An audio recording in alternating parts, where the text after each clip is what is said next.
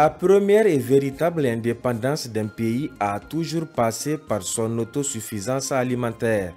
Au Niger, depuis plusieurs décennies d'existence, ce n'est qu'avec l'arrivée des autorités du Conseil national pour la sauvegarde de la patrie que la société riz du Niger est enfin devenue un puissant outil de souveraineté alimentaire et de développement économique.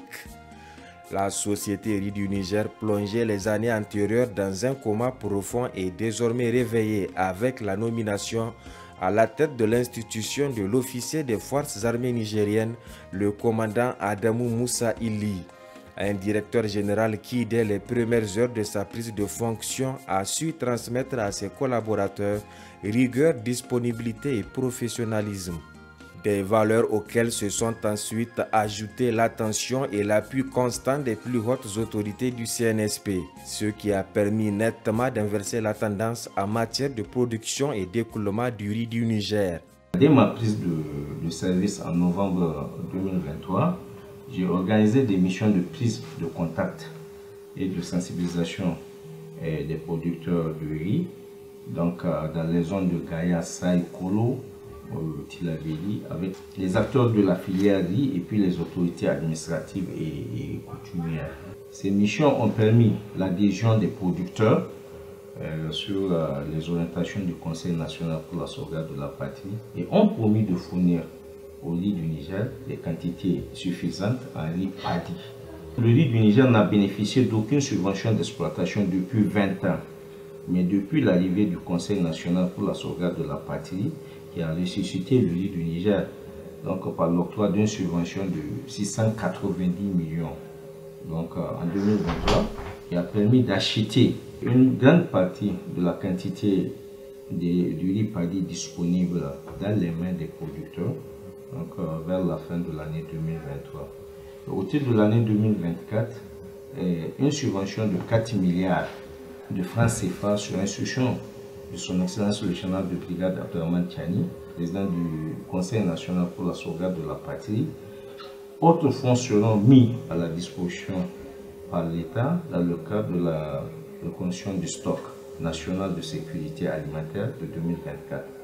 Avec l'installation définitive de l'usine de décortiquage de Gaya, qui a une option de tireur et couleur et qui est une grande première au Niger, la capacité de transformation de riz va passer de 35 000 tonnes à 45 000 tonnes de riz paddy par an, soit environ 29 000 tonnes de riz blanc et 36 000 tonnes de son pour aliments bétail. Notre riz national, tous ceux qui l'ont consommé ont attesté sa qualité. C'est la raison pour laquelle il a séduit durant toutes ces années les femmes dans les ménages et au-delà les restaurateurs. Et avec la flamme patriotique qui s'est ravivée depuis la prise du pouvoir par le CNSP, ils sont des milliers les Nigériens qui se sont rués vers le riz local. Le riz du Niger, c'est la première société à bénéficier en tout cas des avantages de l'arrivée du CNSP. Parce que quand vous regardez, depuis leur arrivée, comme le CNSP a décidé de maintenir le prix même des produits finis du riz du Niger, et ce que les gens ont payé jusqu'à 20 000, aujourd'hui au riz du Niger c'est 11 500 depuis l'arrivée du CNSP. Et c'est ça qui a créé l'engouement de la population à travers ce riz local, qui est d'abord un riz sain, propre, qui n'a pas de produits chimiques.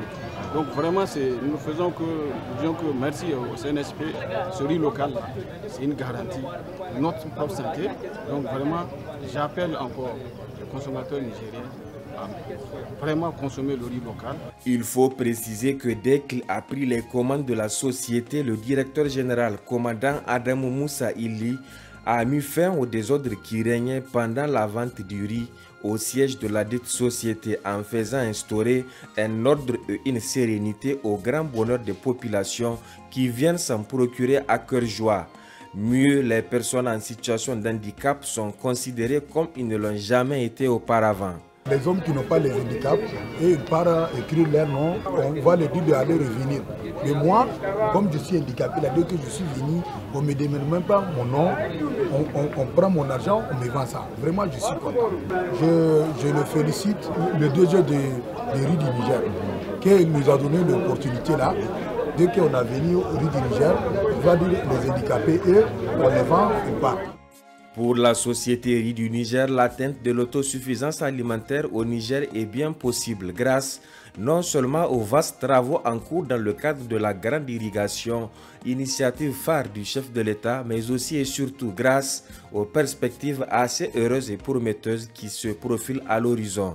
Dans le cadre de la mise en œuvre de la stratégie nationale pour la stratégie nationale de développement du risicole, donc SNDR 2021-2030, qui cadre avec les orientations du Conseil national pour la sauvegarde de la patrie et dans le volet autosuffisance alimentaire dans notre pays. Donc, le RID du Niger a adressé des requêtes, dont la requête adressée à la Banque ouest-africaine de développement, la BOAD, qui prévoit l'acquisition de 5 usines de transformation de riz paddy et d'une capacité annuelle de 50 000 tonnes par usine d'ici 2030. Le riz du Niger sera en mesure de couvrir d'ici la fin 2025 plus de 50% du besoin national. Avec le financement des autres requêtes, je pense que l'autosuffisance alimentaire serait une réalité à l'horizon 2026. L'on peut aujourd'hui indubitablement affirmer qu'au vu de tout ce qui précède, que le directeur général de l'ARINI, avec l'aide de tous ses collaborateurs, est en train de traduire progressivement en actes la volonté du président du CNSP, chef de l'État, le général de brigade Abdraman Tchani. Les Nigériens peuvent se rassurer, le changement est possible car impossible n'est pas nigérien. Dans un futur proche, après la mise en œuvre de toutes les stratégies sagement réfléchies, le Niger s'autosuffira et pourra même exporter le surplus de sa production en riz vers les pays de la sous-région.